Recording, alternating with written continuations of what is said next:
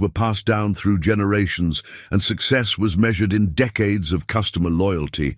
This former city accountant with no restaurant experience clearly didn't understand what she was getting into. What these lifelong locals couldn't possibly know was that their biggest mistake wasn't doubting her determination, it would be underestimating what she was about to discover. Before we jump back in, tell us where you're tuning in from. And if this story touches you, make sure you're subscribed, because tomorrow I've saved something extra special for you. The faded neon sign of the Crossroads Diner flickered weakly against the early October sky, the once vibrant red letters now a dull rust color that matched the autumn leaves swirling across the cracked parking lot. The morning fog clung to the valley, shrouding the surrounding mountains in a ghostly haze, as Elena stared at the dilapidated building that represented her last, desperate chance at a fresh start. "Mom, it looks haunted," whispered Maya, Elena's 11-year-old daughter, peering through the car window with wide eyes, her dark curls falling across her face. "It's just dirty," countered 8-year-old Daniel, his face pressed against the glass, breath fogging his view. "Can I explore it?"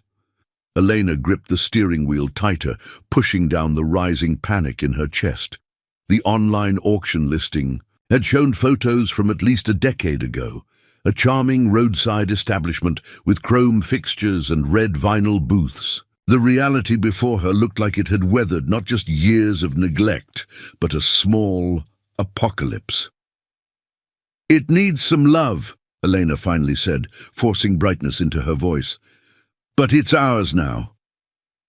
The ours felt strange on her tongue. After the divorce, the layoff from her accounting firm, and the subsequent months of financial free-fall, ownership of anything felt foreign. The diner had cost her nearly everything she had, $500 plus transfer fees, a desperate gamble on a foreclosure, auction listing that seemed too good to be true. Now she understood why. As they approached the building, keys in hand, Elena noticed a small gathering forming across the street. 3 middle-aged men stood outside Murray's Hardware, watching with undisguised curiosity and something that looked unsettlingly like amusement. "You must be the new owner," called a voice, and Elena turned to see a woman in her 60s approaching from the adjacent gas station. Her steel-grey hair was pulled back in a practical ponytail, and her gait suggested someone who hadn't slowed down despite her age. "Loretta Wilson, I run the Pine Creek Gas and Grocery." "Elena Ramirez," she replied, extending her hand. "These are my children, Maya and Daniel." Loretta's handshake was firm, her eyes assessing. "Heard someone bought the old Crossroads at auction. Didn't expect a young family." Her gaze shifted to the diner. "Place has been empty since old Joe Harper died 3 years ago. Before that, it was failing for a good 5 years. "We're going to reopen it," Eleanor said with more confidence than she felt. A short, barrel-chested man crossed the street to join them, wiping his hands on a red shop rag. "Stan Murray," he introduced himself.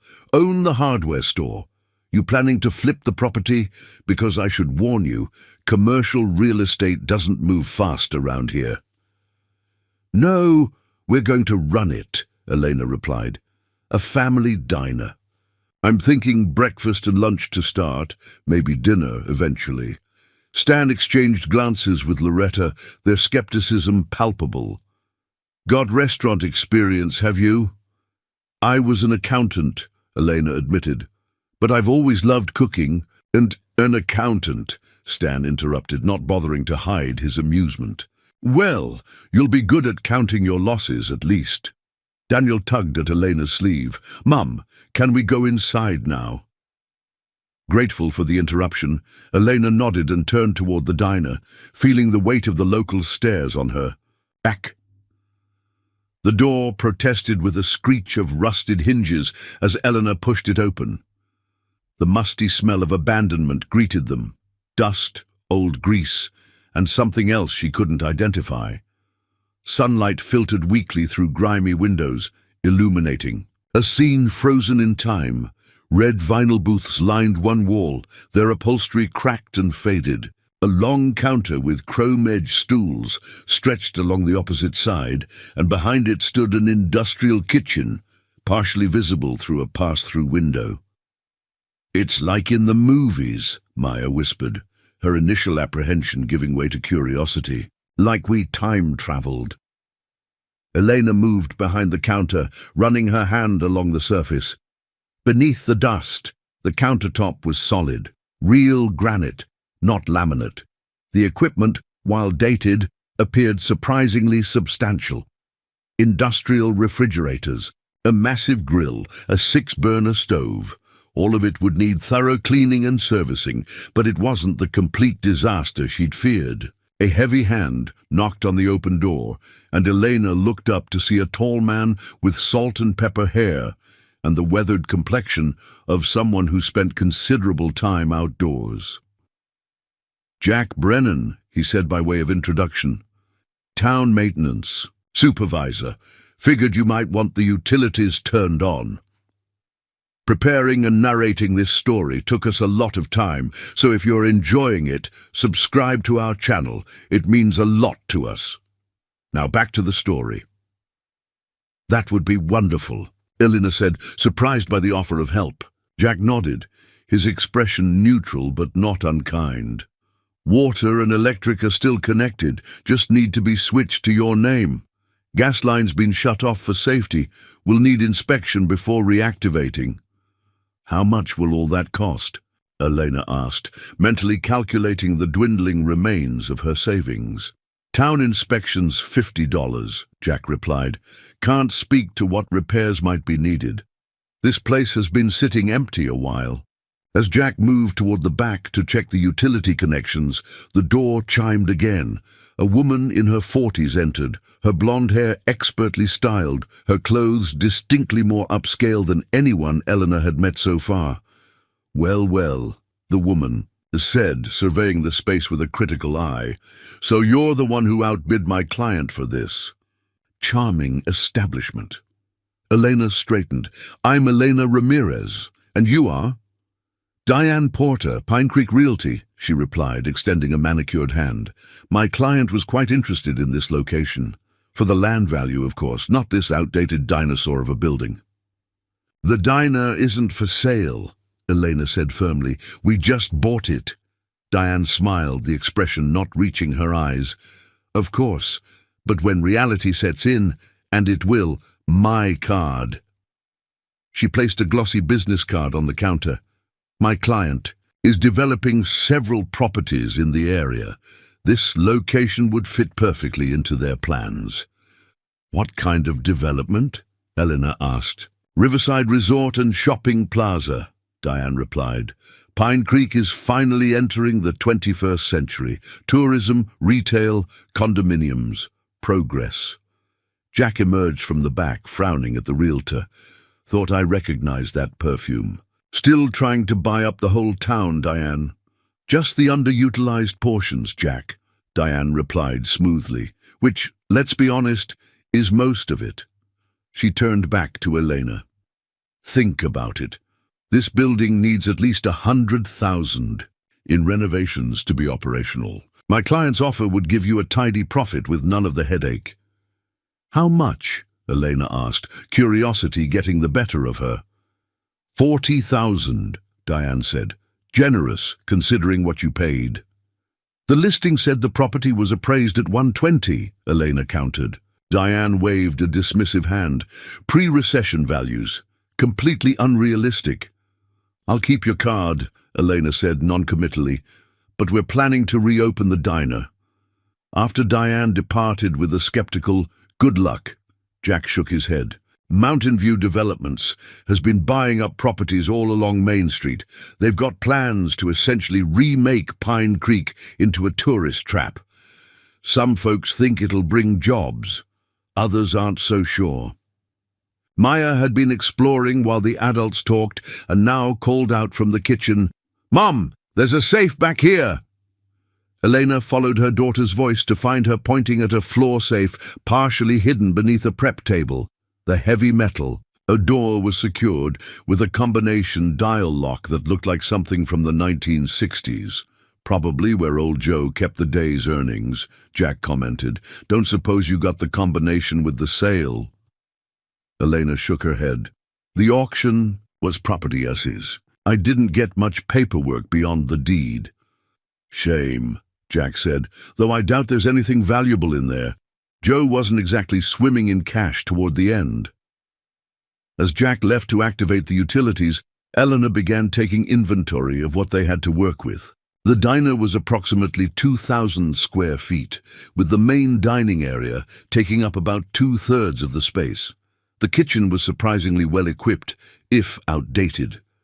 A small office behind the kitchen contained a desk covered with yellowing, papers, and an ancient computer that probably hadn't been turned on in a decade. "Mom, look!" Daniel called from behind the counter. He had discovered a stack of menus wedged in a drawer. The laminated pages showcased classic American diner fare, burgers, meatloaf, blue plate specials, at prices that made Elena smile. $3.95 for a complete breakfast. Those prices would need significant updating. As the afternoon progressed, more curious locals found reasons to stop by. Some, like Jack, seemed genuinely helpful. Others barely disguised their skepticism. "Never worked in food service, and you think you can run a diner?" remarked Patty Simmons, who ran the local beauty salon. "Honey, I've seen professional restaurateurs go under in 6 months in this town." "What makes you think you can succeed where old Joe failed?" asked Tom Jenkins, the town banker, when he stopped by to welcome her. That man had 40 years of experience and a loyal customer base. By evening, Elena had heard enough discouraging comments to last a lifetime. As she locked up the diner and led her exhausted children to their motel room, the only accommodation they could afford until the apartment above the diner could be cleaned and made habitable, doubts crept in like the autumn chill. Maya seemed to sense her mother's faltering confidence. "I think it's going to be amazing, Mom," she said, squeezing Elena's hand. "Those people don't know what you can do." The next morning, armed with cleaning supplies purchased from Murray's Hardware, where Stan had been surprisingly less condescending and more helpful, Elena and the children began the monumental task of bringing the Crossroads Diner back to life. They started with the dining area, removing layers of dust and grime from every surface. The vinyl booths, once cleaned, revealed themselves to be in better condition than expected, with only a few tiers that could be repaired. The chrome fixtures, polished with elbow grease and determination, began to gleam under the fluorescent lights. Jack Brennan returned mid-morning with the news that the utilities were now active. "Electric and water are on," he reported. "Gas inspector can come Friday. Should give you time to clean the kitchen first." "I can't thank you enough," Elena said. "You've been so helpful when everyone else seems to be waiting for us to fail." Jack shrugged. "Pine Creek folks are wary of outsiders and change. Been that way since I was a kid, but they come around eventually." He glanced around the half-cleaned diner. "Place is looking better already." "We've barely started," Elena sighed. "The kitchen is going to be the real challenge." "Could introduce you to Henry Garcia," Jack offered. "Retired now, but he used to service most of the restaurant equipment in the county. Might be willing to look at your appliances, tell you what's salvageable." By lunchtime, word had spread about the cleaning effort. Elena was surprised when Loretta Wilson appeared with 3 paper bags. "Thought you might be hungry," she said, placing the bags on a newly cleaned table. Sandwiches from the deli counter. "That's incredibly kind," Elena said, genuinely touched by the gesture. Loretta studied the progress they'd made. "You're determined. I'll give you that. Most would have run screaming after seeing the state of this place." "I don't have the luxury of running," Elena admitted. "This is pretty much our last shot."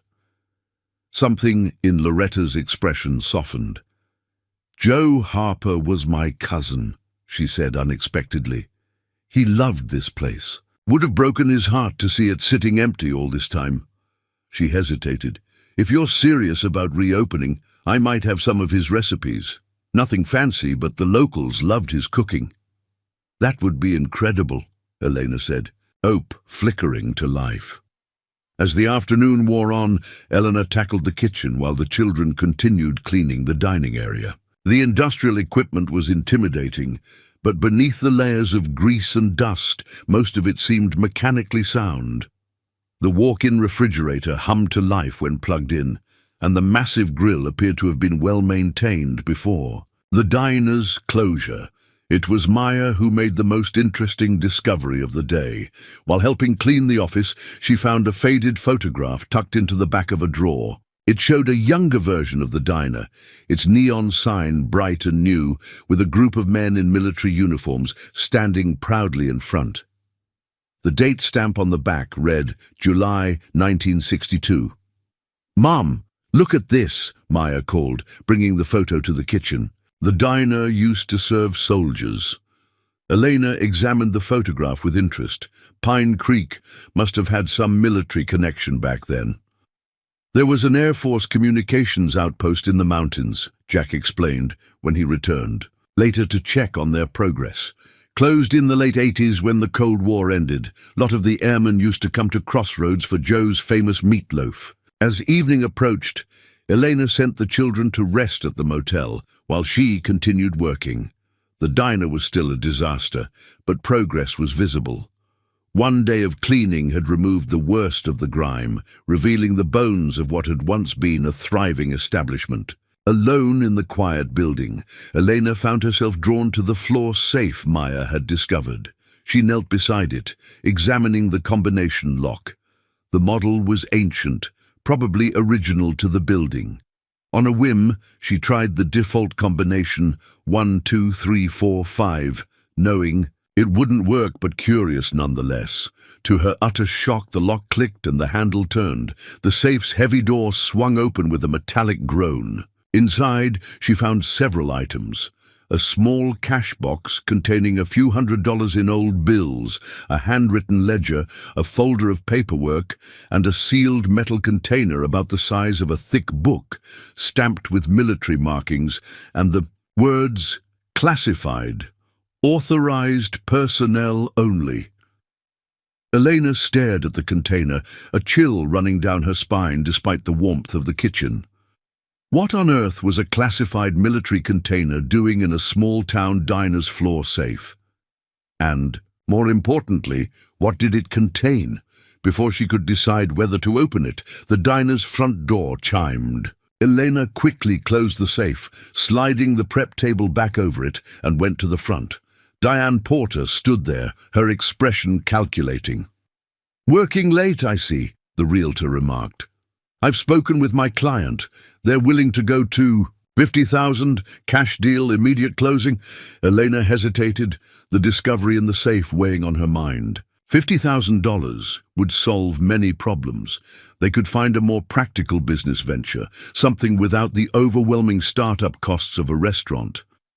But something felt wrong about Diane's persistence.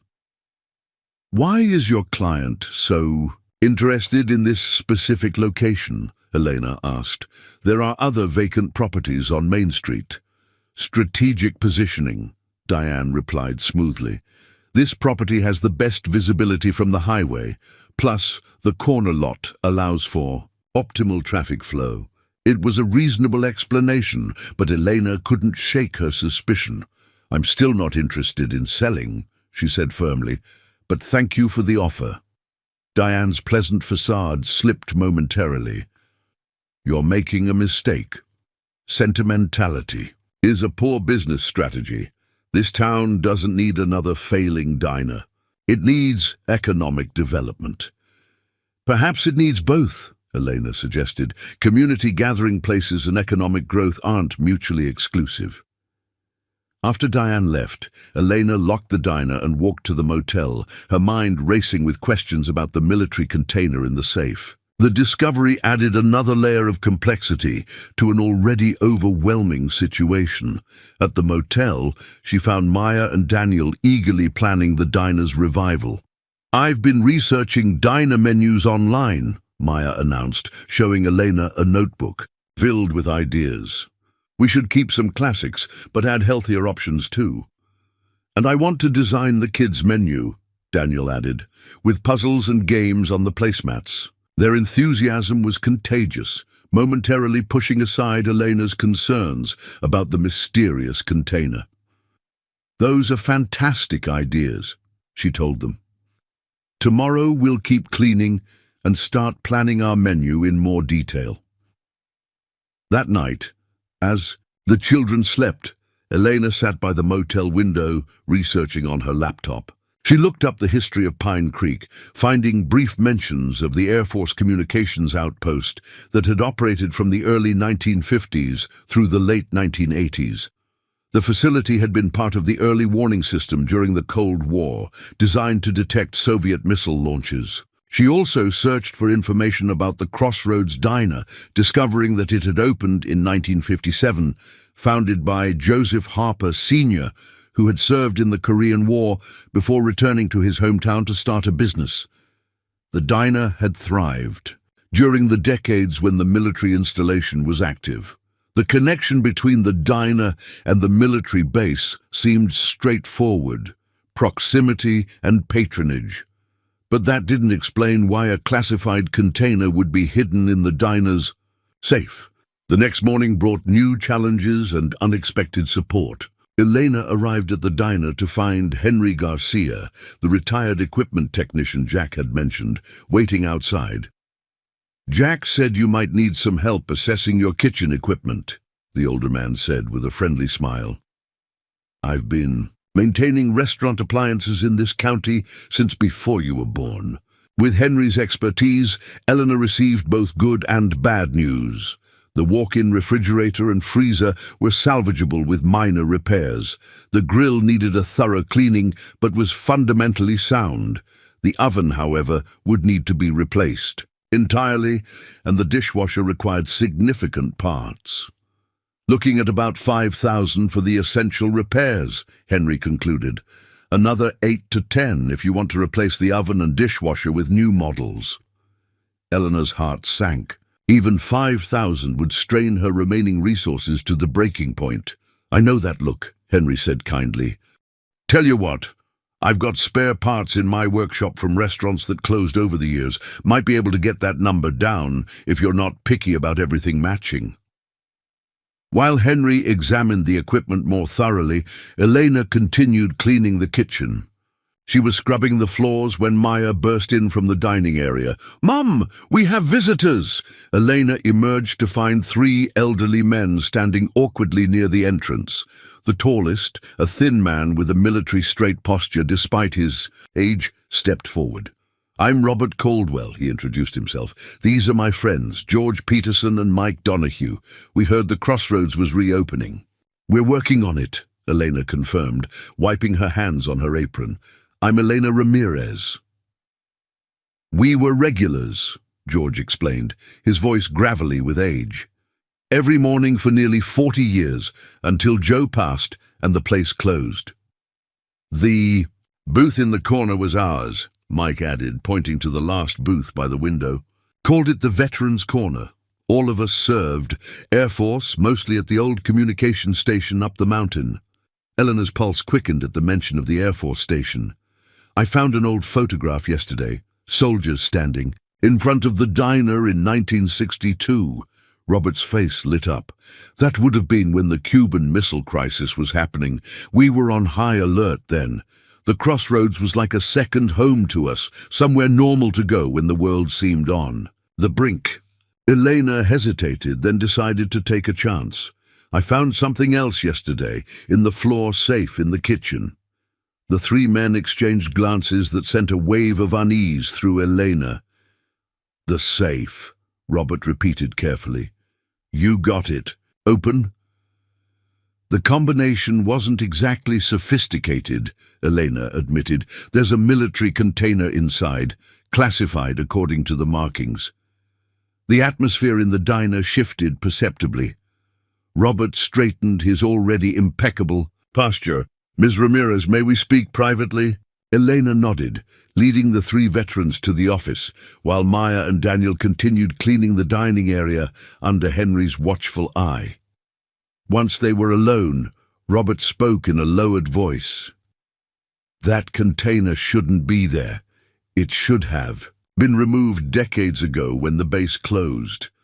"What is it?" Elena asked. "Without seeing it, I can't be certain," Robert replied. "But given the time period and location, it could contain emergency protocols or," he hesitated, "authentication codes."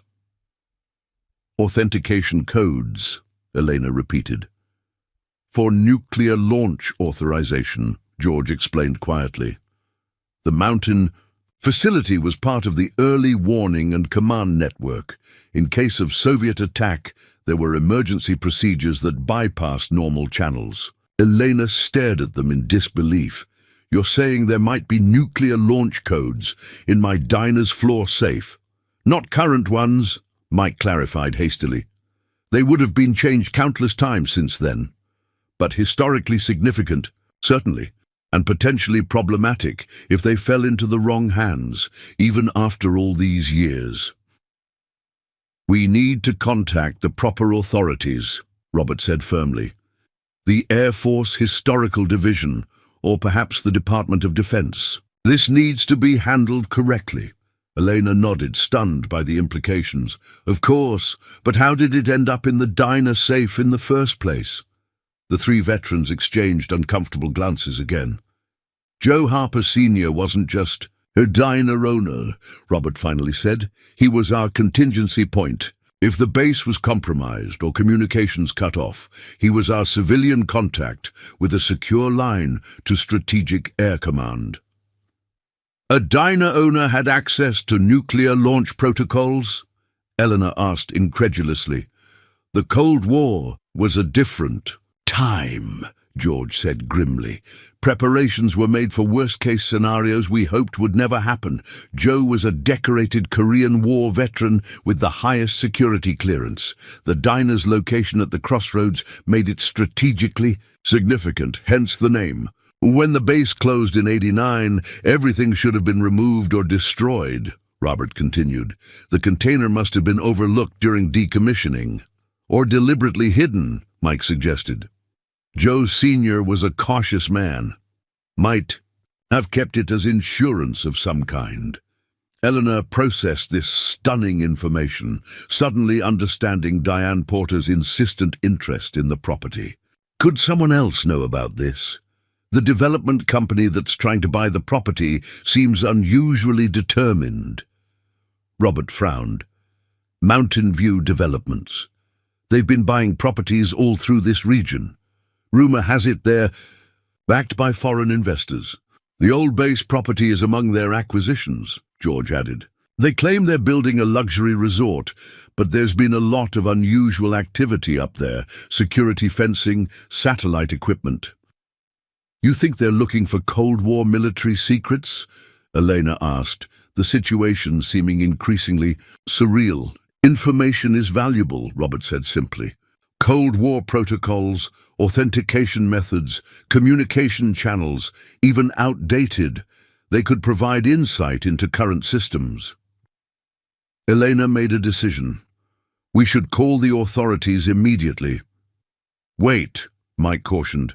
"If Mountain View is involved, we need to be careful. They have considerable influence locally, donations to the police department, sponsorships of town events. We should contact federal authorities directly." "I have a former colleague at the Pentagon," Robert offered. "Let me make a call first, establish the proper channel." As they formulated a plan, Elena's mind raced with implications. The abandoned diner she had purchased on a desperate whim had suddenly become the center of what sounded like an espionage thriller. Yet strangely, amid the anxiety, she felt a growing sense of purpose. The Crossroads Diner wasn't just a business venture anymore. It was a piece of history with significant meaning to the community. When they emerged from the office, they found an unexpected scene in the dining area. Word had spread about the cleaning effort, and several townspeople had arrived to help. Loretta was organizing a group wiping down the booths. Jack Brennan was repairing broken light fixtures. Even Stan Murray was there, replacing damaged floor tiles. "Hope you don't mind the invasion," Loretta called when she spotted Elena. Figured many hands make light work. Elena was momentarily speechless, touched by the spontaneous show of support. "I don't know what to say. Thank you all." "Don't get sentimental," Stan grumbled, though his expression was softer than Elena had seen before. "Just figured it's better to have a functioning diner than an empty building bringing down property values." "What Stan means," Loretta translated, with a knowing smile, "is that we've missed having the crossroads open. This place was the heart of Pine Creek for generations." As the volunteers worked, the three veterans quietly explained to Elena that Robert's Pentagon contact would be sending representatives the following day to retrieve the classified container. Until then, they advised leaving it secured in the safe. By evening, the transformation of the diner was remarkable. The dining area gleamed. Most of the kitchen equipment had been cleaned and assessed, and the ancient cash register had been replaced with a modern point-of-sale system donated by Tom Jenkins, the banker who had seemed so skeptical just the day before. "Don't read too much into it," he told Elena when she thanked him. "Old system wouldn't have handled credit cards anyway. Consider it an investment in Pine Creek's future." As the helpers departed, promising to return the next day to continue the renovation effort, Elena found herself standing alone in the diner that was rapidly becoming a true crossroads between past and present, between military history and civilian life, between her former existence and whatever future awaited her family. The mysterious container in the safe represented an unexpected connection to history, but it was the diner itself and the community's reaction to its potential revival that gave Elena hope. Perhaps the skeptics had been wrong. Perhaps what Pine Creek needed wasn't just economic development, but the restoration of its communal heart. Maya and Daniel joined her, their faces flushed with excitement after a day of working alongside the townspeople. "Mum, did you see how many people came to help?" Maya asked. "Even Ms. Porter's son was here. He said his mum would be mad, but he thinks the diner is cooler than another shopping mall. And Mr. Caldwell told me stories about when he was stationed at the base," Daniel added. "He said they used to have secret codes for ordering special milkshakes that weren't on the menu." Elena smiled, keeping to herself the knowledge that milkshake codes were likely the least of the secrets the Crossroads Diner had kept over the decades. Tomorrow would bring federal agents and the removal of the classified container, but it would also bring another day of progress toward reopening a beloved local institution. As they locked up for the night, Elena noticed a car parked across the street, its occupant watching the diner with obvious interest. The silhouette looked like Diane Porter, though Elena couldn't be certain in the growing darkness. The real estate agent's persistence took on a more sinister cast in light of what Elena had learned. If Mountain View Developments had connections to foreign interests seeking Cold War military intelligence, Diane's aggressive pursuit of the property might be more than simple business. "Is something wrong?" Maya asked, noticing her mother's distraction. Elena shook her head, not wanting to worry her daughter. "Just thinking about everything we still need to do before we can open." That night at the motel, Elena researched Mountain View Developments more thoroughly. The company had formed just 3 years earlier, but had rapidly expanded, acquiring properties throughout the region, particularly those with connections to former military installations. Their website showcased gleaming resort concepts and retail developments, emphasizing economic revitalization for struggling rural communities. What stood out to Elena, however, was the complete lack of information about the company's leadership or investors. The corporate structure was hidden behind layers of holding companies and offshore entities, unusual transparency for a development company working in small-town America. As she closed her laptop, Elena gazed at her sleeping children, wondering what she had inadvertently drawn them into. The diner was supposed to be their fresh start, not an entanglement in decades-old military secrets and possible espionage. Yet despite these concerns, Elena felt a growing determination. The Crossroads Diner represented something important to Pine Creek, a gathering place, a repository of shared history, a symbol of continuity. Its significance extended far beyond its commercial value, something Mountain View developments clearly didn't understand or respect. Whatever happened with the classified container tomorrow, Elena was more certain than ever. The Crossroads Diner would reopen, and it would remain the heart of Pine Creek for generations to come. The following morning arrived with a sense of urgency Elena hadn't anticipated. Shortly after dawn, a discreet knock at her motel room door revealed Robert Caldwell, his expression grave. "My Pentagon contact called," he said quietly. "They're sending a team, but there's been a complication. Satellite imagery shows unusual activity at the old base site. They're concerned about Mountain View's timing." Elena glanced back at her, still sleeping children. "What does that mean for us?" "It means we should retrieve the container immediately, before anyone else realizes what's there." Robert's military bearing was more pronounced than ever. "George and Mike are already at the diner." 20 minutes later, Elena unlocked the Crossroads front door. The three veterans moved with surprising agility for their age, immediately securing the perimeter by drawing blinds and checking for observers. "Clear," Mike announced, his decades-old training evident in his methodical approach. In the kitchen, Elena knelt beside the floor safe, her fingers turning the dial with deliberate precision. The lock mechanism clicked, and the heavy door swung open. The classified container sat exactly as she had left it, its official markings stark against the aged metal. Robert carefully lifted it out, his hands trembling slightly. "After all these years," he murmured, "I never thought I'd see one of these again." "Is it what you suspected?" Elena asked. George nodded grimly. "Emergency authentication codes and procedures, in case of decapitation strike, when normal command structures were compromised. These would have bypassed standard protocols," Mike explained, "given regional commanders direct launch authority if Washington was destroyed." The weight of history in that small metal box sent a chill through Elena. Codes that could have initiated nuclear war, hidden beneath a small-town diner for decades. "Federal agents will arrive by noon," Robert said, placing the container in a secure courier bag he'd brought. "Until then, we'll keep this with us. Too risky to leave it here unattended." Elena agreed, though part of her wondered if she was making a terrible mistake entrusting 3 elderly veterans with such a sensitive item. But their training and experience far outweighed her own in these matters. "What about the diner?" She asked, "Should we continue working today as if nothing's happening?" "Absolutely," George replied firmly. "Maintaining normal appearances is crucial.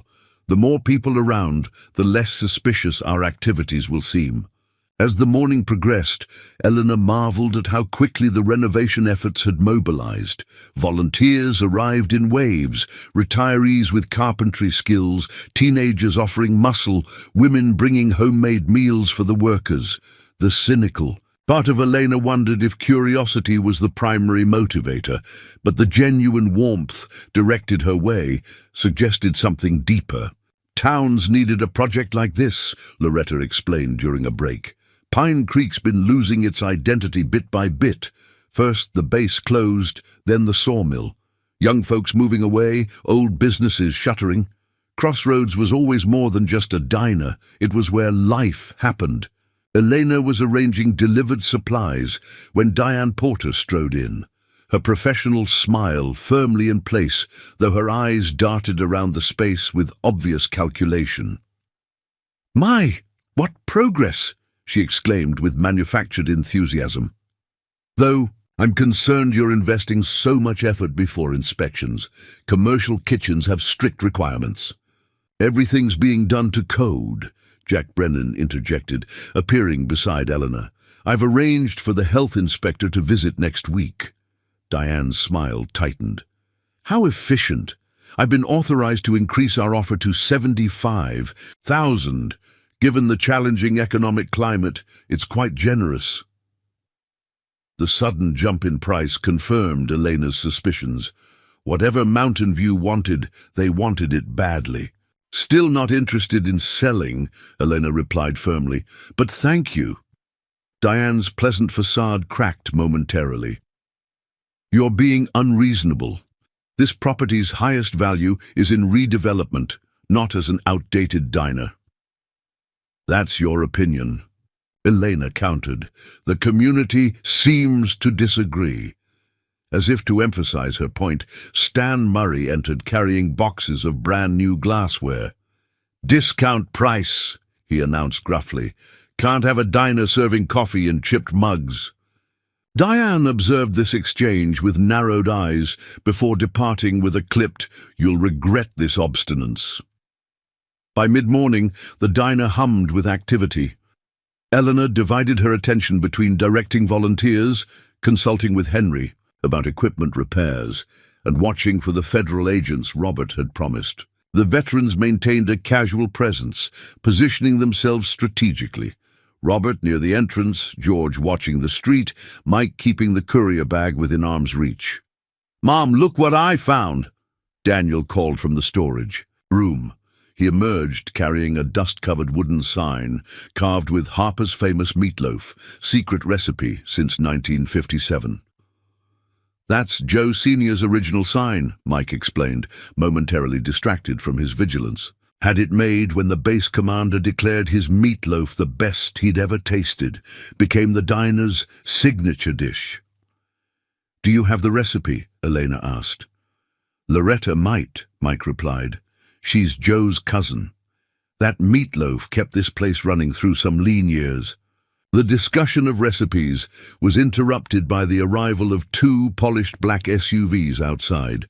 4 individuals in conservative suits emerged, their bearing unmistakably military despite their civilian attire. Robert straightened, approaching Elena. "They're here. Let me handle the initial contact." The lead agent, a woman in her 40s with close-cropped hair and alert eyes, entered the diner. "Colonel Caldwell?" she asked, spotting Robert immediately. "Ms. Hayes," Robert replied with evident relief. "Thank you for coming promptly." Hayes surveyed the busy diner, her expression revealing nothing. "Is there somewhere we can speak privately?" Elena led them to the office, where the 4 agents conducted a brisk but thorough verification of both Robert's identity and their own credentials. Satisfied, Robert produced the courier bag. "Container appears intact," he reported. "Seal unbroken." Agent Hayes examined it carefully before placing it in a secure case. "We'll need statements from everyone involved in the discovery. This situation is unprecedented." "Is it dangerous?" Elena asked. "The information, I mean." "Not in a practical sense," Hayes replied. "These codes were deactivated decades ago, but they reveal operational procedures and authentication methods that could potentially inform analysis of current systems, which makes them valuable to certain parties," another agent added meaningfully. Elena described finding the safe and her interactions with Mountain View developments, including their escalating offers for the property. "We've been monitoring Mountain View for some time," Hayes admitted. "Their acquisition pattern around decommissioned military sites raised flags. Your discovery may help connect some dots." After taking detailed statements, Hayes addressed the concerned group, We'll handle the container. As for Mountain View, I recommend continuing normal operations. Drawing attention to your suspicions could complicate our investigation." "So just keep renovating the diner?" Elena asked. "Exactly," Hayes confirmed. "The best cover is no cover at all. Just do what you would naturally do." As the agents prepared to leave, Hayes took Elena aside. "Ms. Ramirez, you've stumbled into something significant. I can't share details, but your decision to contact authorities through Colonel Caldwell was correct. Some people would have seen the container as leverage or a payday." "It never occurred to me to do anything else," Elena replied honestly. Hayes handed her a business card with only a phone number. "If Mountain View's pressure escalates or anything unusual occurs, call immediately." After the agents departed with the container, the three veterans appeared simultaneously relieved and nostalgic. "Closes a chapter," George remarked. "Those codes represented the darkest possibilities of our era. Living with that responsibility, it stays with you." "The diner was our sanctuary," Mike added, "where we could pretend the world wasn't 30 minutes from annihilation." Eleanor understood then why reopening the crossroads meant so much. To them, it represented not just communal gathering, but psychological healing, a place where the weight of history could be set aside, if only for the duration of a cup of coffee. Throughout the afternoon, renovation efforts continued unabated. The community's enthusiasm seemed to grow rather than diminish, with unexpected offers of assistance emerging hourly. The local electrician volunteered to update the wiring at cost. A retired seamstress offered to repair the torn vinyl booths. The high school's woodshop teacher brought students to refinish the counter. "I don't understand," Elena confessed to Loretta during a quiet moment. "Yesterday, everyone seemed convinced I would fail. Today, half the town is helping." Loretta smiled knowingly. "Pine Creek folks test newcomers. They've seen plenty arrive with big dreams, only to abandon them. When things get tough, you show determination by diving into the work yourself. That matters here." By evening, the transformation was remarkable. The dining area gleamed with polished chrome and refurbished booths. The kitchen equipment had been cleaned, repaired, or replaced. The ancient cash register had given way to a modern point-of-sale system. Even the exterior had received attention. Fresh paint, repaired signage, new lighting. As volunteers departed, promising to return the following day, Elena found herself momentarily alone in the diner. The silence felt different now, not the emptiness of abandonment, but the anticipation of renewal. She walked through the space, envisioning customers at the booths, coffee brewing, plates of comfort food emerging from the kitchen. The fantasy was interrupted by the unmistakable sound of breaking glass. Elena rushed to the kitchen to find the back window shattered, shards glittering across the freshly mopped floor. Outside in the alley, a dark figure sprinted away. She reached for her phone to call the police when another crash echoed from the dining area, a brick through the front window wrapped in paper secured by a rubber band. Heart pounding, Elena cautiously approached. The note attached to the brick contained 3 words: "Sell or else." The local police response was prompt but underwhelming. Officer Jenkins, a young man who clearly felt out of his depth, documented the damage and took Elena's statement, but seemed skeptical about the threat's seriousness. "Probably just kids," he suggested, despite Elena's insistence about Mountain View's escalating pressure. "We get vandalism occasionally, nothing to connect it to a legitimate business like Mountain View." After he departed, promising increased patrols, Elena called Agent Hayes's number. "Anticipated escalation," Hayes commented after hearing the details. "Classic intimidation tactics. We'll have an unmarked presence nearby starting tonight, but maintain normal operations. The more threatened they feel by your progress, the more likely they are to make mistakes." Elena hung up, feeling both reassured and unsettled. The situation had progressed from buying a rundown diner to being caught between foreign agents and federal investigators. Yet, strangely, her determination had only strengthened.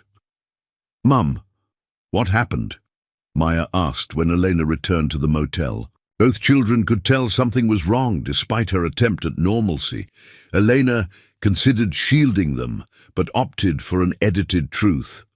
"Someone broke some windows at the diner, probably to scare us into selling the property." "Did it work?" Daniel asked, his young face serious. "No," Elena replied firmly. "It just means we're doing something right. When people try to intimidate you, it usually means they're afraid of what you might accomplish." Maya's expression hardened with unexpected maturity. "We're not giving up our diner." "Our diner," Elena repeated, warmed by her daughter's possessive determination. "That's exactly right." The following morning, Elena arrived at the crossroads to find Jack Brennan and Stan Murray already there, measuring the broken windows for replacement. "Heard about the vandalism," Jack said without preamble. "Town maintenance includes ensuring public safety. I've redirected a security camera to cover your alley." Stan's contribution was more surprising. "My nephew's security company is installing a basic system. No charge." At Elena's startled expression, he added gruffly, "Can't have hooligans thinking they can break windows on Main Street without consequences." Word of the incident spread quickly. By mid-morning, the diner was once again filled with volunteers, their presence both practical assistance and silent protest against intimidation. The broken windows were replaced before noon. Security measures were enhanced. Work continued with renewed vigor.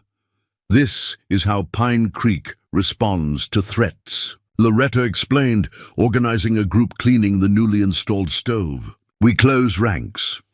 Elena observed with growing amazement how the community had adopted her struggle as their own. The crossroads wasn't just her project anymore. It had become a symbol of the town's resilience and identity. Each passing hour brought the diner closer to operational status, far faster than Elena could have accomplished alone. Late afternoon brought an unexpected visitor, Tom Jenkins, the banker who had initially been so skeptical. "I've been reviewing your situation," he began, without preamble. "Initial capital investment, projected operating costs, potential revenue streams." Elena braced for another lecture about the financial foolishness of her venture. "The Pine Creek Community Bank would like to offer you a small business loan," he continued, surprising her completely. "Favorable terms, specifically for equipment upgrades and initial inventory. Contingent on proper licensing and inspections, of course." "Why?" Elena asked bluntly. "You were convinced I would fail." "Several factors changed my assessment," Jenkins replied. "Community support indicates potential customer base. Your background in accounting suggests financial competence. The involvement of experienced advisors like Loretta with family recipes improves viability." He paused. "And frankly, any business Mountain View wants to eliminate this badly must have genuine value." The loan offer represented more than financial assistance. It was validation. Someone with professional skepticism had evaluated her chances and found them sufficient to risk capital. "I'll need to review the terms," Elena said, maintaining her business acumen despite her excitement. "But I'm definitely interested." Jenkins handed her a folder of paperwork. "Review and respond by Friday. Small-town banks need community businesses as much as businesses need banks. Symbiotic relationship." The day's momentum continued with the arrival of the health inspector, who provided preliminary guidance on remaining modifications needed for certification. Though the list was substantial, it wasn't prohibitive, and many items were already being addressed by the volunteer workforce. By evening, the diner had progressed from disaster to promising work in progress. Elena stood in the kitchen, surveying the space that would soon produce meals for the community, feeling a sense of ownership and possibility that had been absent from her life for too long. Her reverie was interrupted by Maya's excited voice. "Mom, look what Loretta brought." Elena emerged to find Loretta placing a worn, leather-bound book on the counter. "Joe's recipe book," Loretta explained. "Been in my attic since he passed. Figured it belongs here now." The handwritten volume contained decades of culinary wisdom, Harper family classics, customer favorites, notes on preparation techniques, and presentation. Most importantly, it included the legendary meatloaf recipe that had sustained the diner through decades of operation. "This is invaluable," Elena said, carefully turning the yellowed pages.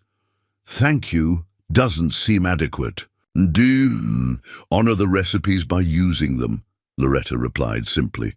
"That's all the thanks needed." As the volunteers dispersed for the evening, Eleanor noticed Robert, George, and Mike lingering, their expressions suggesting unfinished business. "There's something else you should know," Robert began once they were alone. "Something about the diner's history that might be relevant to your renovation." George produced an old photograph, different from the one Maya had found earlier. This image showed the diner's interior circa 1960, focusing on a particular section of wall behind the counter. "See this panel?" Mike pointed to a seemingly ordinary section of wainscoting. "Concealed a secure communications terminal, direct line to the base, camouflaged as a diner fixture." Eleanor examined the photograph, then looked at the corresponding wall in the present-day diner. The panel had been replaced during a later renovation, but the dimensions matched. "Are you saying there might still be Cold War communication equipment hidden in my walls?" she asked incredulously. "Unlikely the equipment remains functional," Robert clarified, "but the access point and wiring might still exist. Worth investigating before you complete renovations." This revelation explained Mountain View's specific interest in the property beyond the classified container.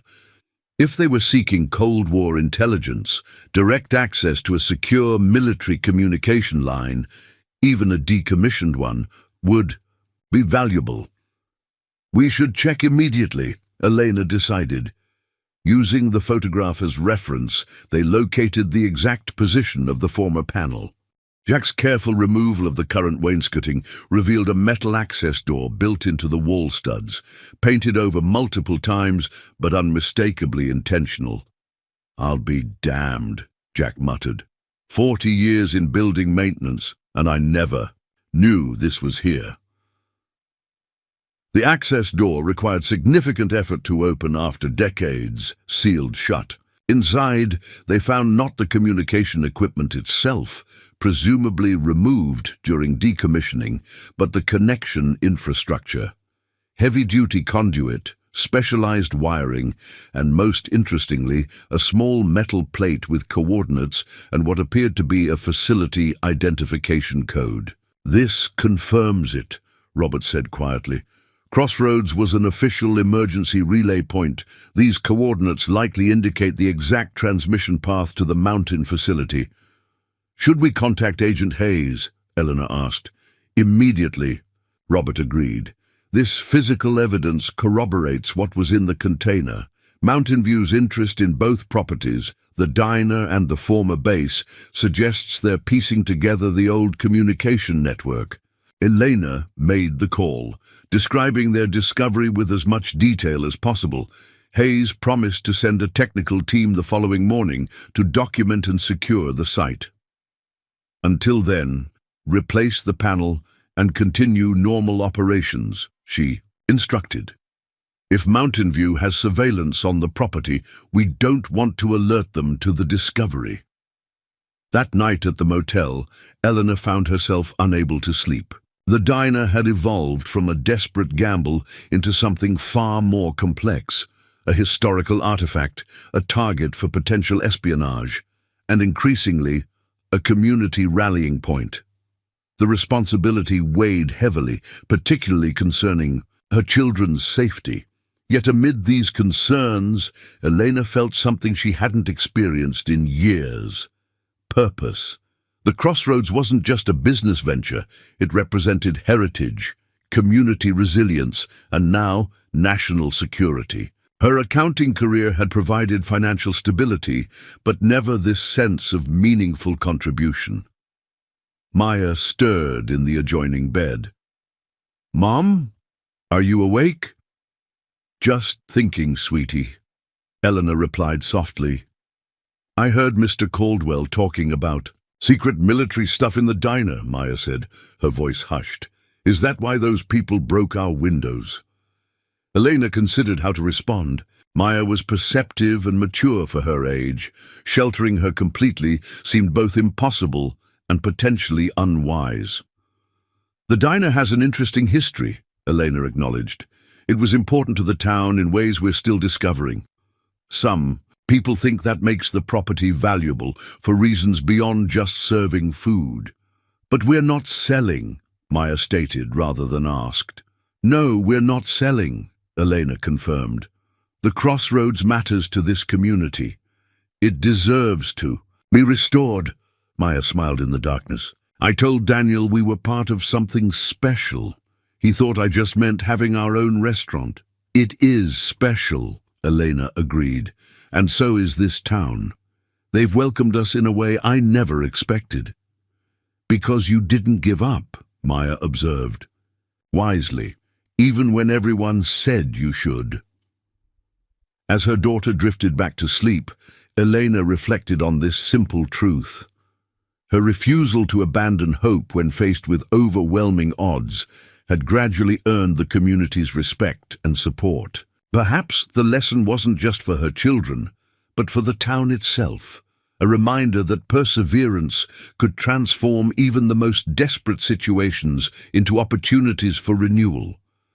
Tomorrow would bring federal agents, continued renovations, and likely more pressure from Mountain View, but it would also bring Pine Creek one day closer to reclaiming its communal heart. For the first time since embarking on this journey, Elena felt absolute certainty that she had made the right choice, not just for her family's future, but for an entire community's legacy.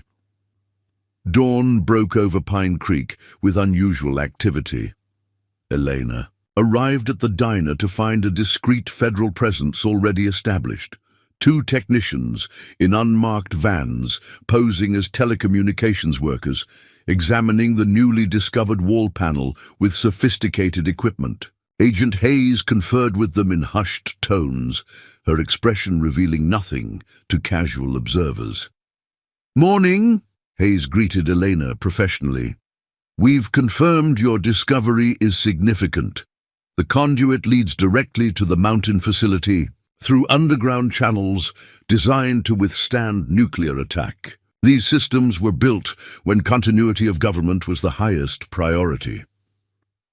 "What exactly does Mountain View want with outdated communication systems?" Elena asked, keeping her voice low. "The technology itself is obsolete," Hayes acknowledged.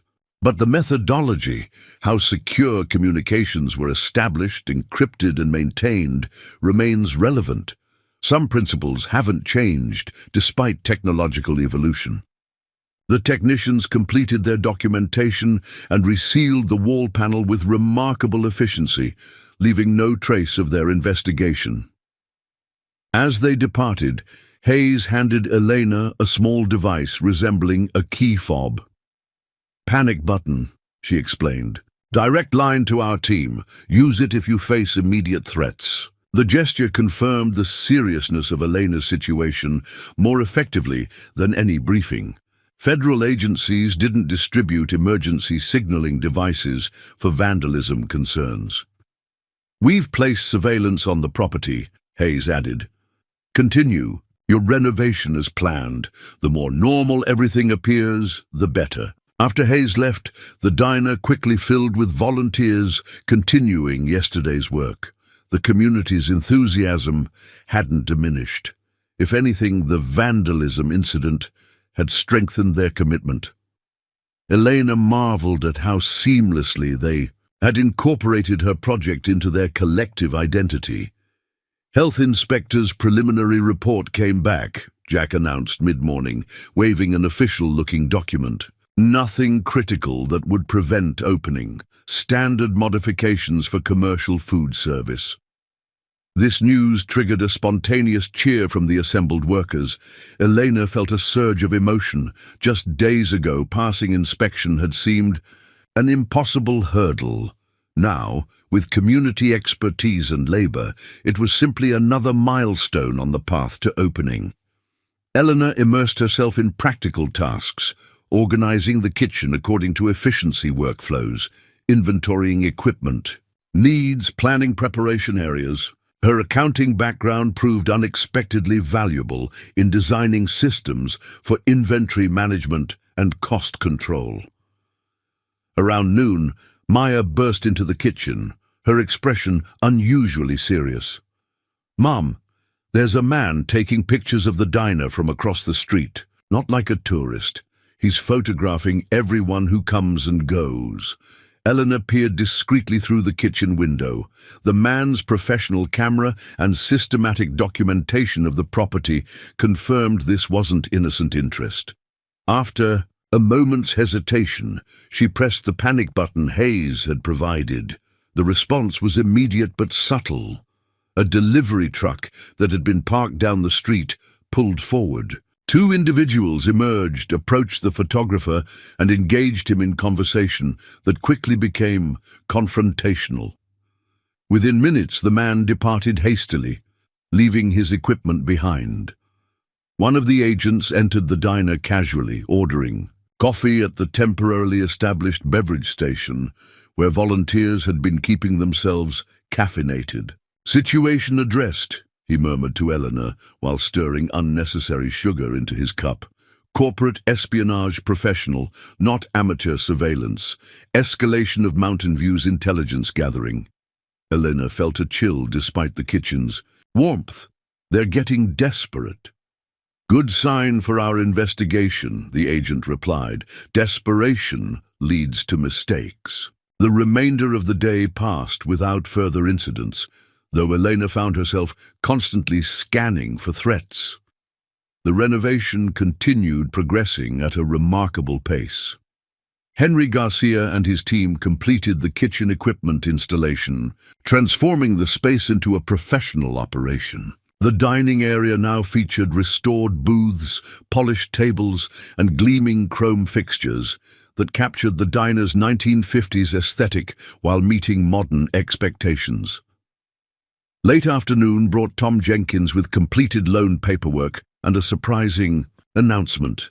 "The bank's board approved additional funding beyond your requested amount," he informed Elena. "Contingent on your acceptance, of course."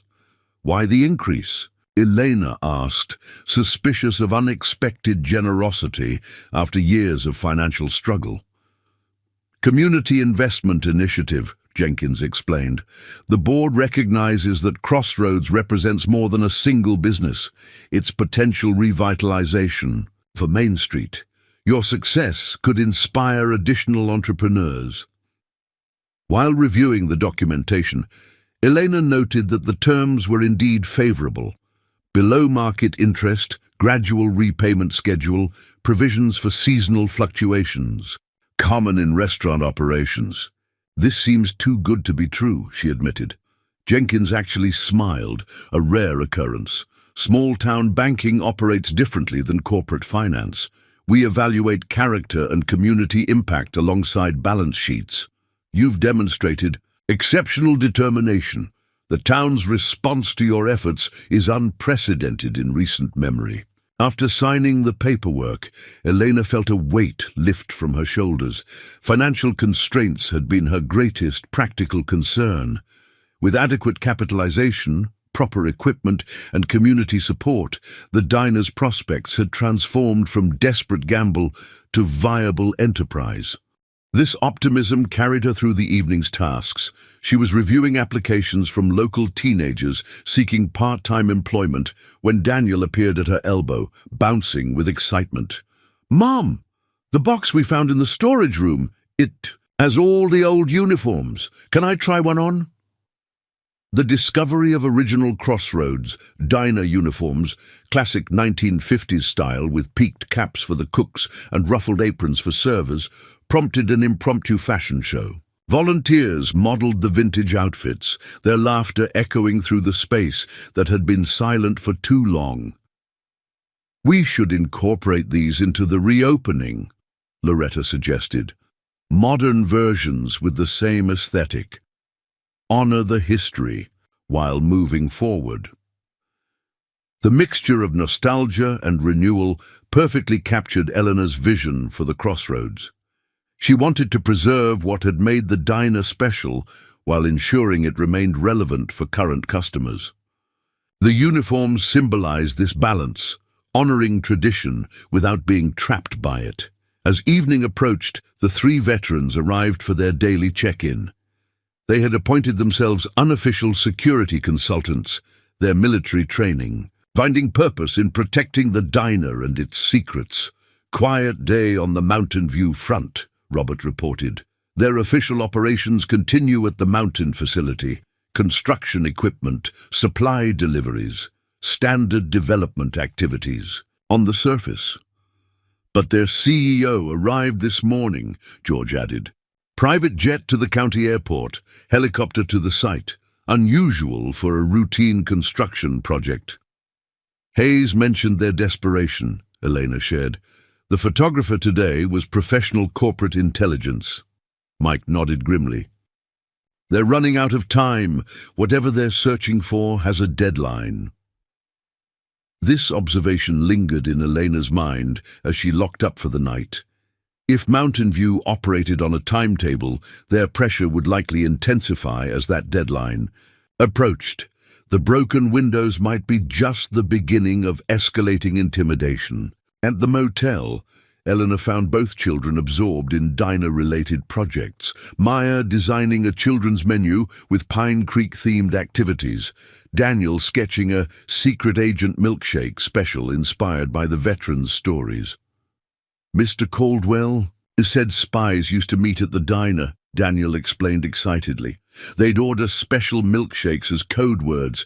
I thought we could make a milkshake with hidden layers of different flavors."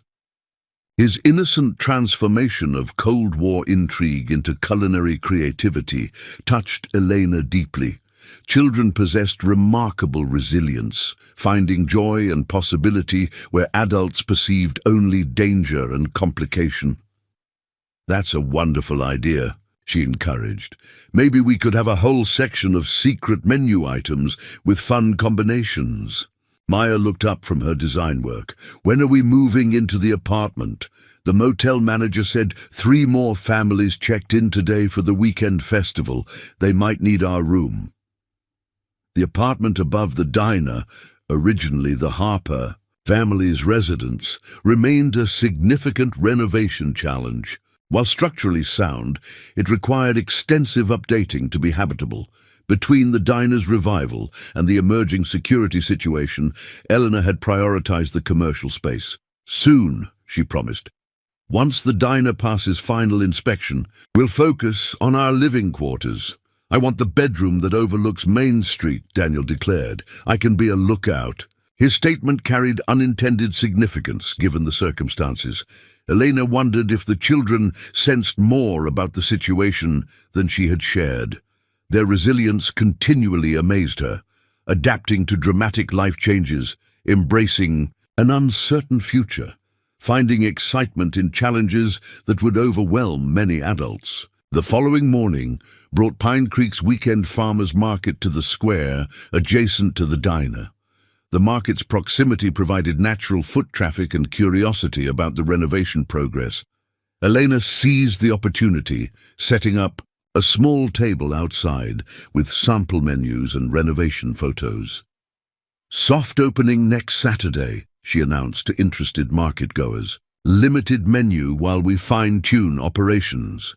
The community's response was overwhelmingly positive. Locals stopped to share memories of the original Crossroads, inquire about employment opportunities, or simply offer encouragement. Several farmers, discussed potential supply arrangements for fresh ingredients, local eggs, seasonal produce, artisanal cheese.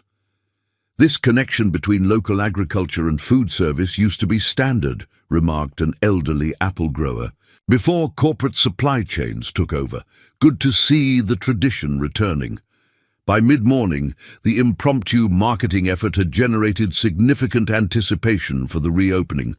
Elena maintained a comprehensive sign-up sheet for opening day reservations that quickly filled with names and contact information. The momentum was abruptly interrupted by the arrival of a black SUV with tinted windows. Diane Porter emerged, accompanied by a distinguished man in an expensive suit whose commanding presence immediately drew attention. "Ms. Ramirez," Diane called with artificial warmth. "Allow me to introduce Victor Kazarian, CEO of Mountain View Developments." Elena recognized the name from her research. An international businessman with diverse holdings across multiple industries. His presence in Pine Creek for what should have been a routine property negotiation confirmed the situation's significance. "Mr. Kazarian," Elena acknowledged with professional courtesy, "what brings the CEO of a major development corporation to our small renovation project?" Kazarian's smile didn't reach his eyes. "Curiosity, Ms. Ramirez. Your determination has become something of a legend among my acquisition team. I wanted to meet the woman who refuses to recognize an exceptional opportunity." "I recognize opportunity quite well," Elena replied evenly. "Just not the same one you're seeing." Kazarian surveyed the bustling farmers' market, the partially renovated diner, the community members watching their interaction with undisguised interest. "Charming," he commented, his tone suggesting the opposite. "But sentimentality is poor business strategy. My final offer, $100,000, 5 minutes of paperwork for significant profit on your $500 investment." The substantial increase revealed both Mountain View's desperation and their resources. Many would consider the offer irresistible, immediate financial security, without months of hard work and uncertainty. "The crossroads isn't for sale," Elena stated firmly. "Its value to this community exceeds monetary measurement." Kazarian's expression hardened. "Communities evolve, Ms. Ramirez. Pine Creek's future lies in development, tourism, modern amenities, not clinging to outdated establishments serving mediocre food to declining populations." His dismissive assessment triggered murmurs from observing locals. Elena noticed several farmers moving closer, their body language protective. "You misunderstand Pine Creek," she responded. "This community doesn't need outside interests determining its future. It needs sustainable local businesses that preserve its character while adapting to changing times." "Noble sentiments," Kazarian replied with thinly veiled condescension. "Perhaps you'll maintain them when operational realities emerge. Restaurants fail at alarming rates even without unexpected complications." The threat hung in the air between them. Elena maintained eye contact, refusing to be intimidated. "Is that why your operatives vandalize my property? To create unexpected complications?" Kazarian's expression revealed nothing. Corporate development always faces resistance from those resistant to progress. Change is inevitable, Ms. Ramirez. The only question is whether you'll benefit from it or become another casualty. Before Eleanor could respond, Stan Murray stepped forward. "Think that's enough business discussion for a Saturday morning," he announced, his bulky frame creating a physical barrier between Elena and the developers. "Markets for buying produce and socializing, not property intimidation." Several other community members moved to flank Stan, creating a united front. Kazarian assessed the situation with cold calculation before offering a tight smile. "Consider the offer open until Monday," he told Elena. "After that, market forces will determine outcomes." As the developers departed, the protective circle around Elena remained. The community's response to the confrontation demonstrated a fundamental shift in her status from outsider to someone worth defending. "Man's got some nerve," Stan muttered, "coming to our market, insulting our town." "Mountain View's been courting council members with promises of tax revenue and jobs," Jack added. "But seeing their methods up close doesn't sit right." Elena was touched by their support, but concerned about potential repercussions. "I don't want anyone risking their businesses or properties because of my situation." "Not your situation anymore," Loretta corrected firmly. "Ours. Crossroads matters to Pine Creek. Those who remember what it represented and those too young to have experienced it but understand its potential." This collective ownership of her vision represented a transformation Elena couldn't have imagined when she purchased the dilapidated diner just days earlier. The community had adopted her struggle as emblematic of their own desire to preserve identity while embracing necessary change. The remainder of the day brought continuous progress. Final inspections were scheduled, equipment installations completed, menu planning refined with Loretta's guidance on traditional favorites balanced with contemporary additions. What had initially seemed an impossible timeline, reopening within 2 weeks of purchase, now appeared achievable through community mobilization. Evening brought Agent Hayes with concerning news. Mountain View's activity at the mountain facility has intensified, she reported during a private meeting in Elena's office. Satellite imagery shows excavation focusing on the original communication bunker.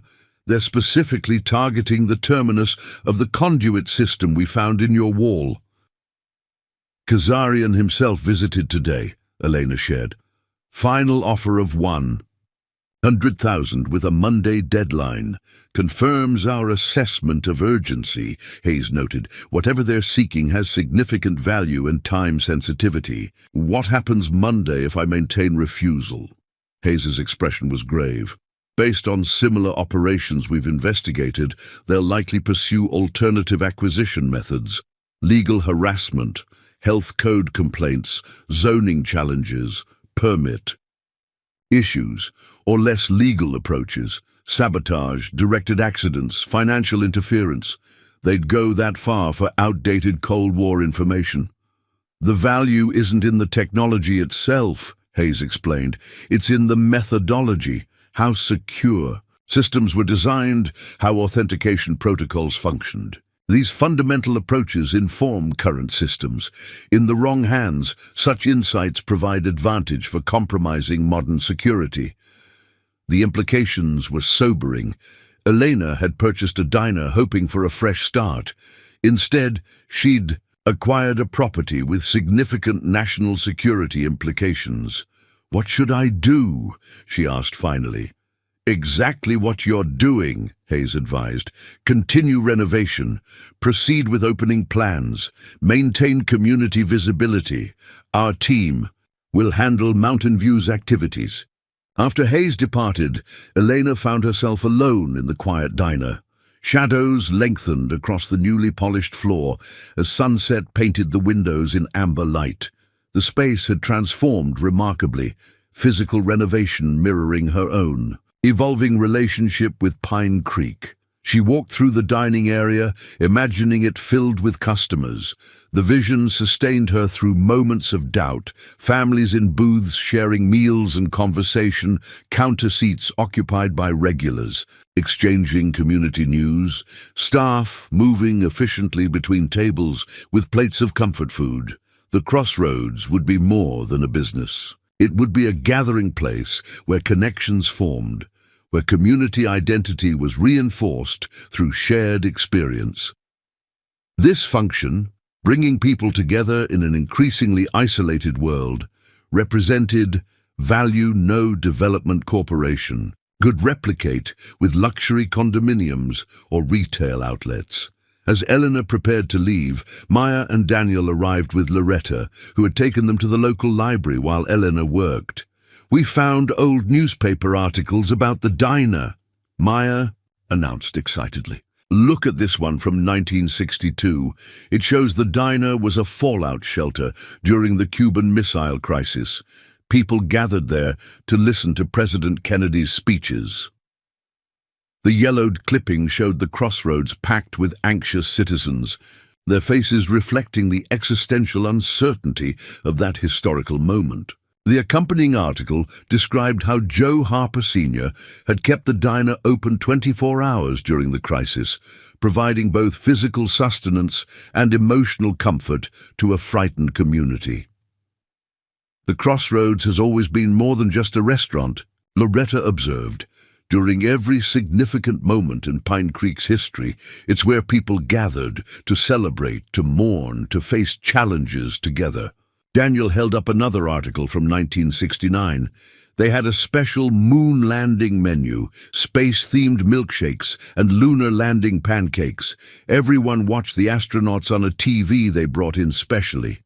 These historical glimpses reinforced Elena's growing conviction.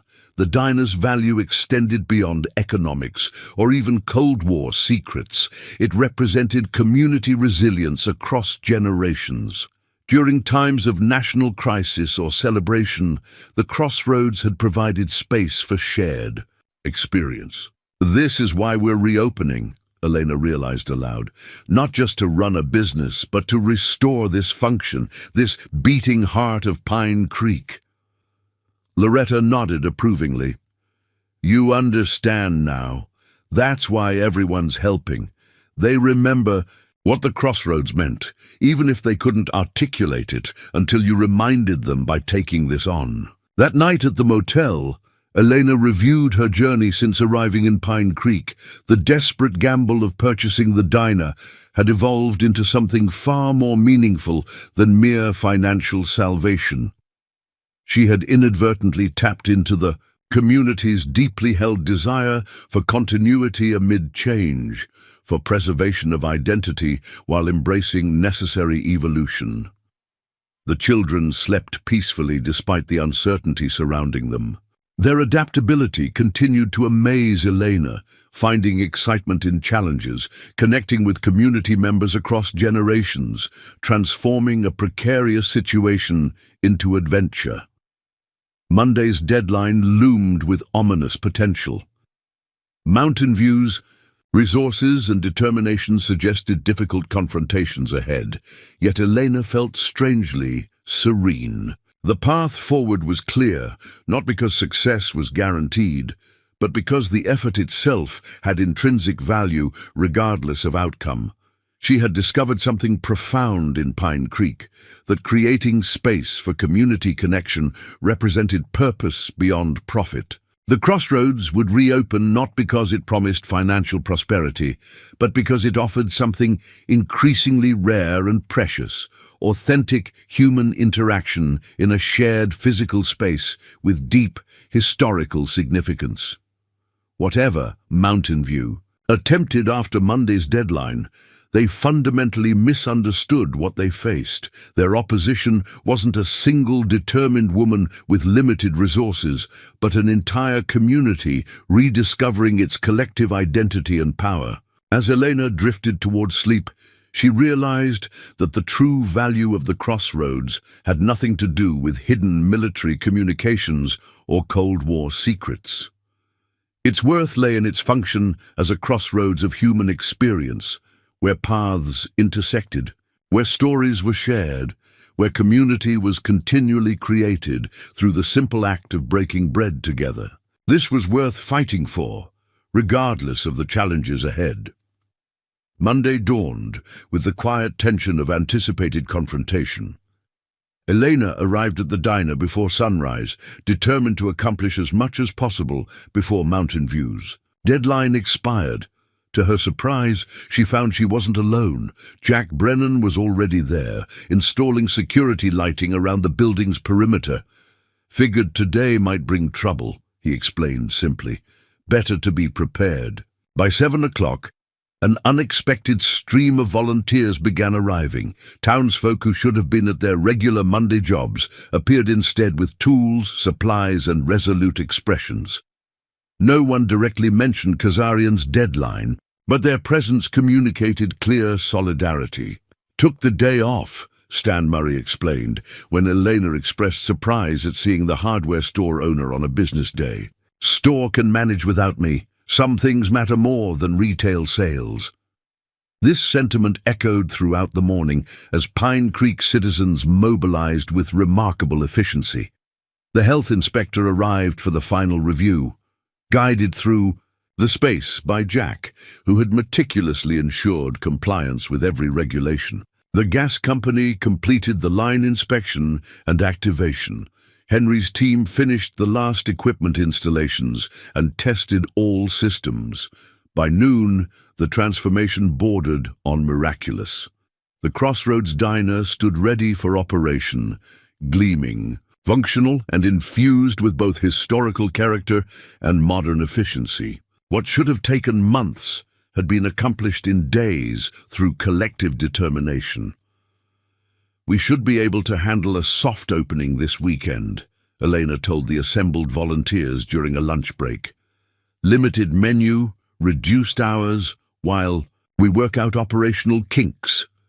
The announcement prompted spontaneous applause. Community members who had initially dismissed her as a naive outsider now looked at Elena with something approaching admiration. She had not only persisted against considerable obstacles, but had catalyzed collective action that transcended individual interests. As the afternoon progressed without any appearance by Mountain View representatives, a cautious optimism began to emerge. Perhaps Kazarian had reconsidered his approach. Perhaps federal interest in his activities had dampened his aggressive acquisition tactics. This hope evaporated at precisely 3 o'clock when Diane Porter arrived, accompanied not by Kazarian, but by 3 individuals whose formal attire and document cases identified them as legal representatives. Elena Ramirez, the lead attorney, inquired with professional detachment. "I'm representing Mountain View Developments in the matter of zoning violations, permit irregularities, and health code concerns regarding this property." Elena maintained her composure despite the sinking feeling in her stomach. "All our permits are in order. The health inspection was completed this morning with full approval." The attorney smiled thinly. "Nevertheless, we've filed complaints with 17 different regulatory agencies, each requiring individual response and resolution. During investigation periods, commercial operations are typically suspended." The legal harassment Hayes had predicted was unfolding with precision. Mountain View's strategy was clear: bury the fledgling business under avalanches of paperwork and compliance costs, draining Elena's limited resources before the diner could generate revenue. "Additionally," the attorney continued, "we've petitioned for historical review of modifications made to this structure, citing potential compromise of historically significant architectural elements." The irony was breathtaking.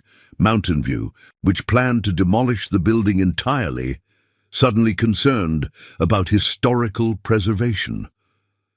The legal team presented Elena with a thick stack of documents before departing with mechanical courtesy. A heavy silence fell over the diner as the implications became clear. The regulatory challenges alone could delay opening for months. "Corporate bullying tactics," Stan muttered, examining one of the complaints. "Seen this before when national chains wanted local businesses out of prime locations." "Can they really stop us from opening?" Maya asked in a small voice. She had been arranging silverware into rolled napkins, preparation for the anticipated weekend opening. Eleanor hesitated, unwilling to lie, but equally unwilling to surrender hope. "They're creating obstacles," she explained carefully. "But obstacles can be overcome. Like in my video game," Daniel offered unexpectedly. "When the boss seems too powerful, you have to find creative ways to win, special combinations or hidden resources." His childish analogy carried surprising wisdom. Direct confrontation with Mountain View's legal resources would indeed be like fighting an overpowered opponent. Alternative approaches would be necessary. Robert Caldwell, who had been quietly observing the exchange, stepped forward. During military operations, when conventional tactics fail, asymmetric responses become essential. We need to change the nature of the conflict. Elena considered this perspective. What would that look like in this situation? Public exposure, Jack suggested immediately.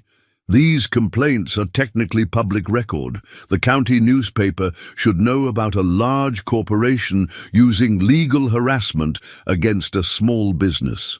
Community mobilization, Loretta added. Regulatory agencies respond to public pressure. Letters, calls, social media, demonstrating widespread support for the diner reopening. Political engagement, Tom Jenkins contributed. County commissioners have oversight of many regulatory functions. They should understand the economic development aspects of this situation. As the discussion continued, Elena witnessed another transformation, her personal challenge evolving into coordinated community action. People were already making calls, drafting letters, contacting media connections. The very tactics designed to isolate and overwhelm her had instead galvanized collective resistance. By evening, the strategy had taken coherent shape. Tom would approach the county commissioners. Jack would navigate the regulatory responses, leveraging his extensive knowledge of local codes and inspection requirements. Loretta would coordinate community outreach. The veterans would contact military associates with media connections to investigate Mountain View's activities at the former base. They've awakened something they didn't anticipate, George observed as the planning session concluded. Communities seem passive until threatened, then they remember their power. Eleanor returned to the motel that night with conflicting emotions. The legal obstacles presented genuine challenges that could potentially derail the reopening timeline. Yet the community's response had transformed a moment of crisis into remarkable solidarity. "Are we still opening this weekend?" Maya asked as they prepared for bed. Elena considered her answer carefully. "Maybe not officially, but I think we'll have a gathering here regardless, to show that the Crossroads isn't just a business that can be stopped by paperwork." As she spoke the words, an idea crystallized, a way to honor both the letter of potential regulatory restrictions while demonstrating the diner's essential community function. "Actually," she amended, "we're going to host a community potluck on Saturday. Not a commercial opening, a neighborhood gathering.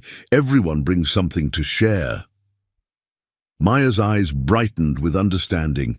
"So we're not selling food, just providing space for people to come together." "Exactly," Elena confirmed. "The Crossroads was always about more than commercial food service. It was where the community gathered during important moments."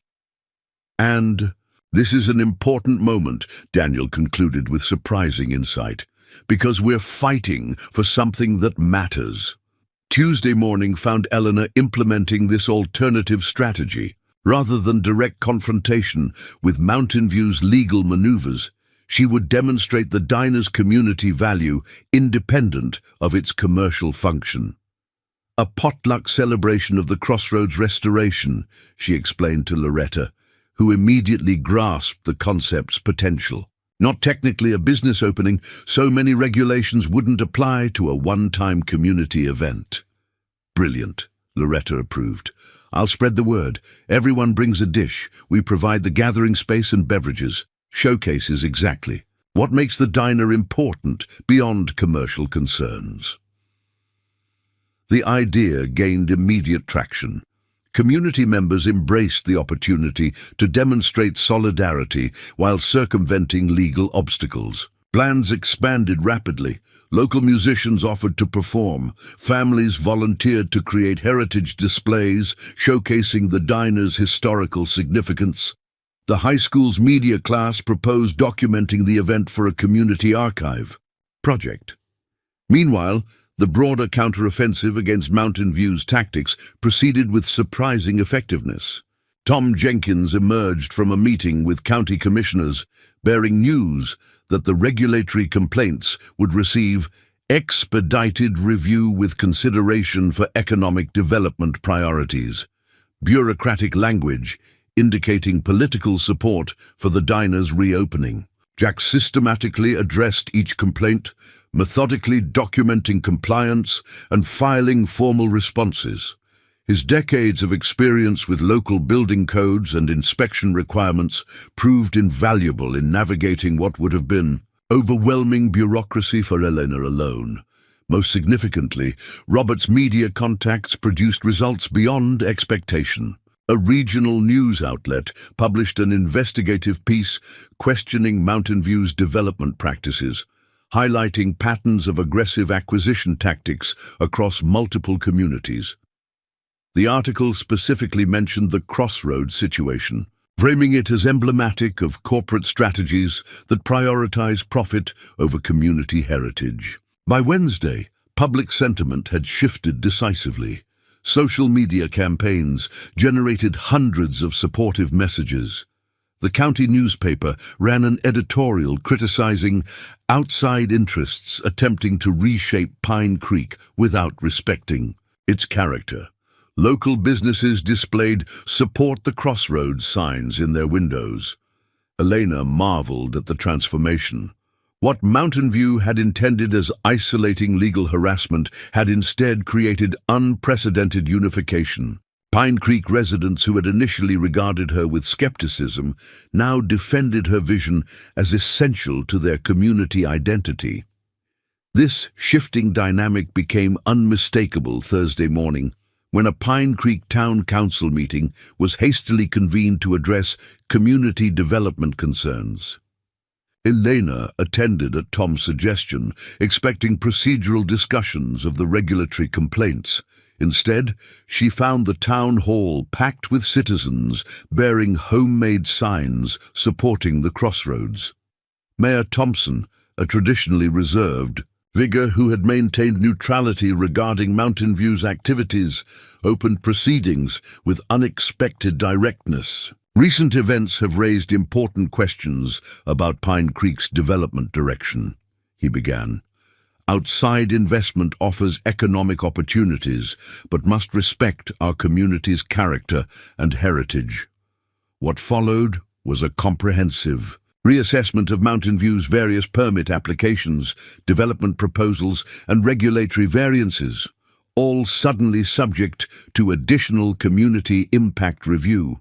The technical language barely disguised the underlying message.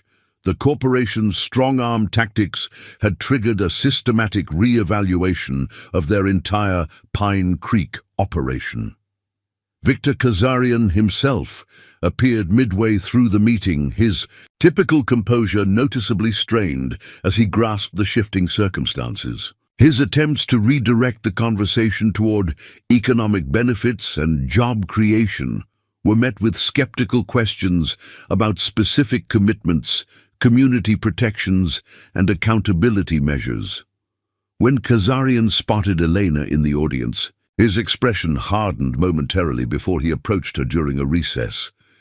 "Impressive mobilization, Ms. Ramirez," he acknowledged with grudging respect, though ultimately futile.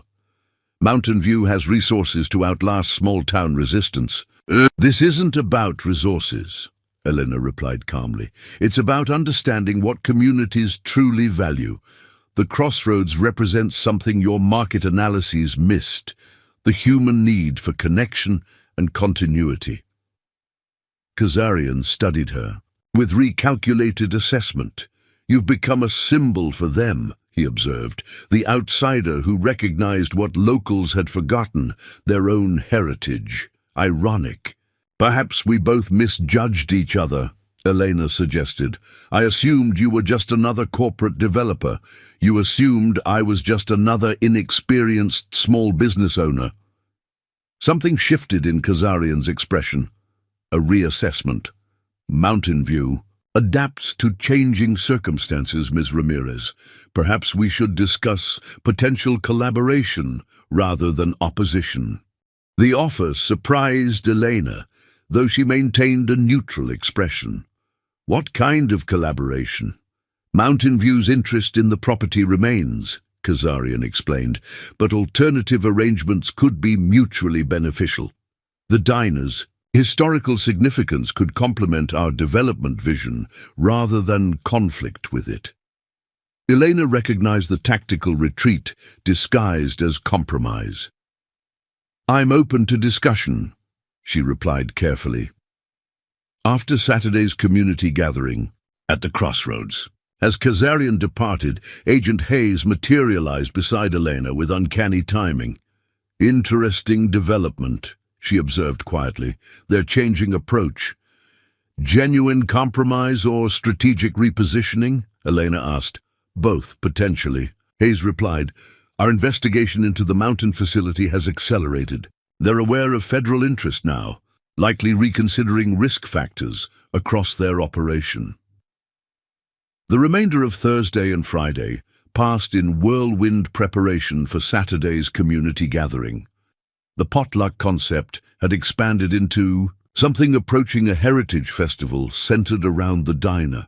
Community members contributed not just food, but memories, photographs, memorabilia, written recollections of significant moments experienced at the crossroads throughout its decades of operation. Elena worked alongside volunteers, transforming the diner into both functional gathering space and living museum. Display boards chronicled its evolution from 1957, opening through various renovations and historical moments.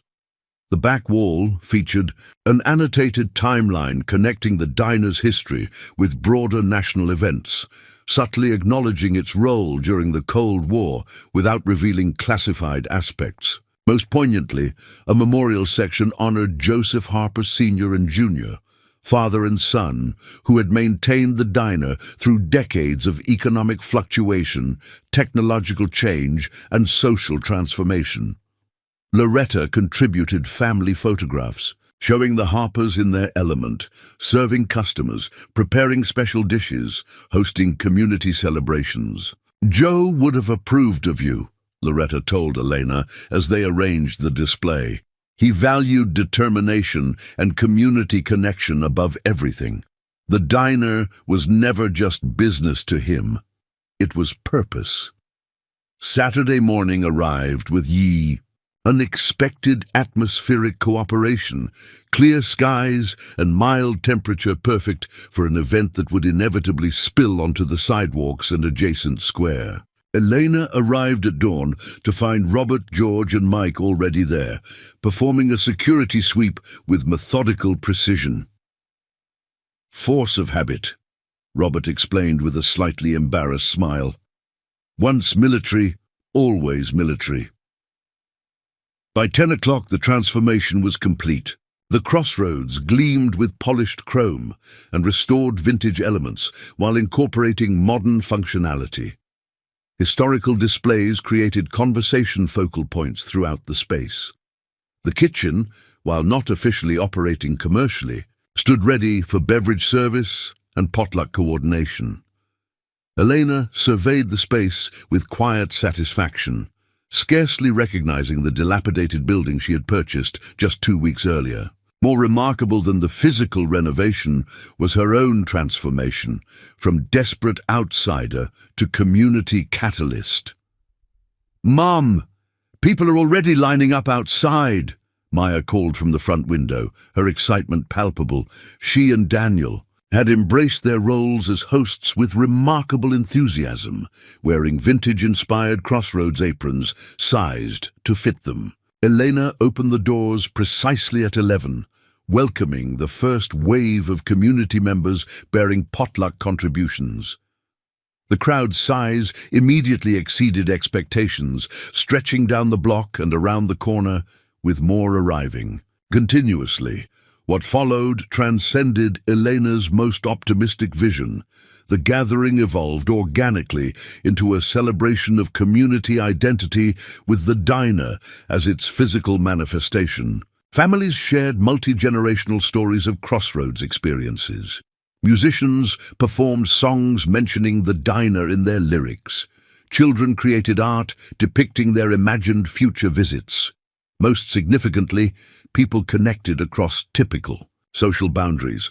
Farmers engaged with teachers, retirees with teenagers, lifelong residents with newcomers. The physical space facilitated interactions that might never have occurred otherwise, demonstrating exactly what Elena had articulated to Kazarian: the human need for connection and continuity.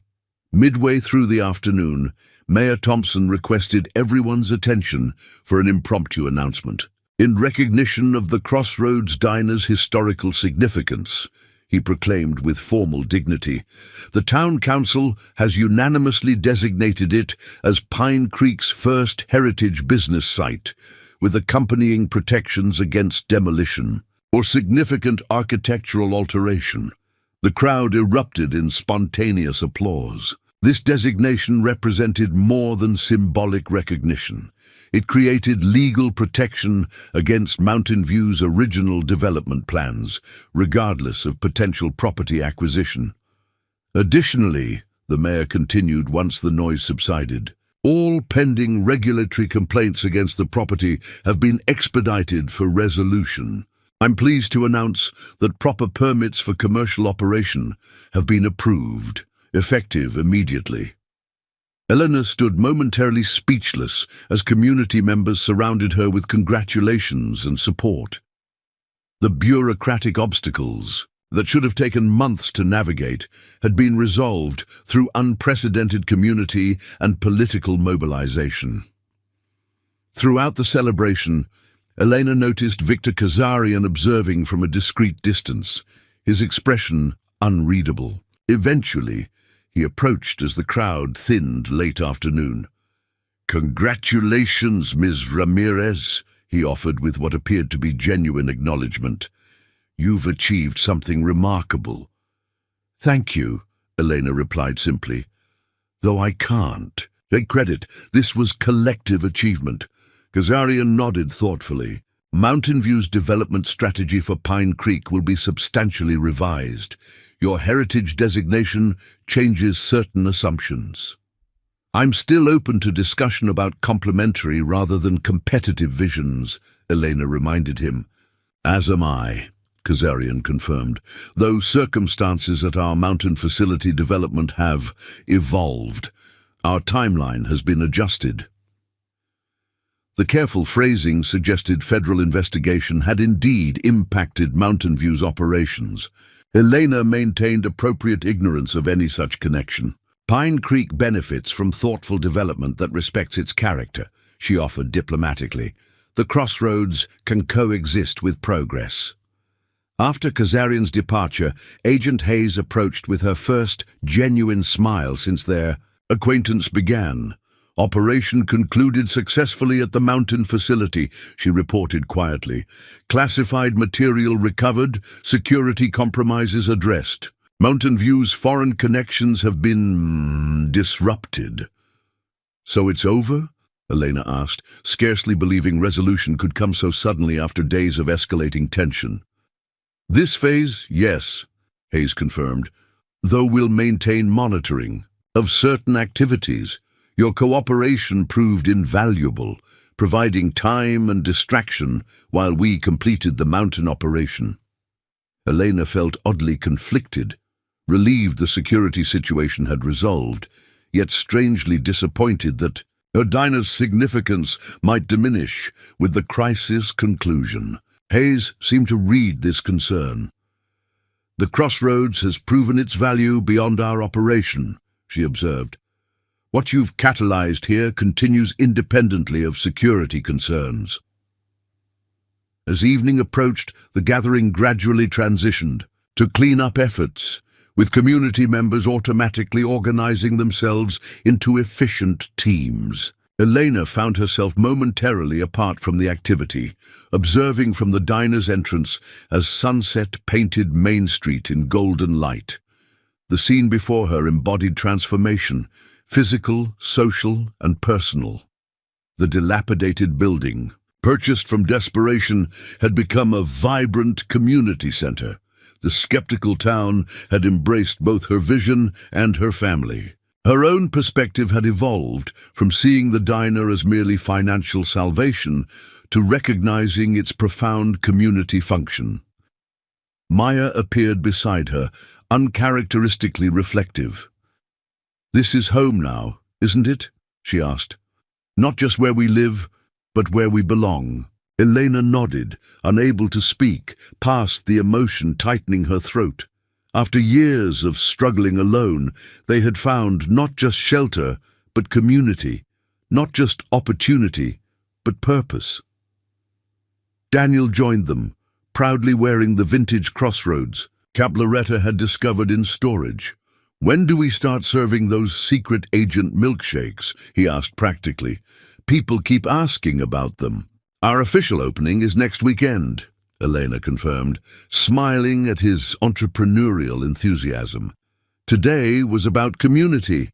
Next week, we become a real business." As they stood together watching the sunset reflect off the diner's newly restored neon sign, Elena recognized the most significant discovery of their unexpected journey. The value of the Crossroads had never been hidden in its floor safe or concealed in its walls. The true treasure lay in its function as genuine crossroads, where diverse paths intersected, where community identity was continuously renewed through shared experience, where belonging transcended mere geography. What had begun as $500 desperate dollars invested in an abandoned building had yielded returns no financial calculation could measure. A renewed community, a restored heritage, and most importantly, a place where 3 displaced souls had finally found home. The diner's original name, chosen decades earlier for its physical location at a rural intersection, had proven prophetic in ways Joseph Harper Sr. could never have anticipated. The Crossroads stood once again at the junction of past and future, tradition and innovation, individual enterprise and collective identity, demonstrating that the most meaningful destinations often emerge from the most unlikely beginnings. Up next, you've got 2 more standout stories right on your screen. If this one hit the mark, you won't want to pass these up. Just click and check them out. And don't forget to subscribe and turn on the notification bell so you don't miss any upload from us.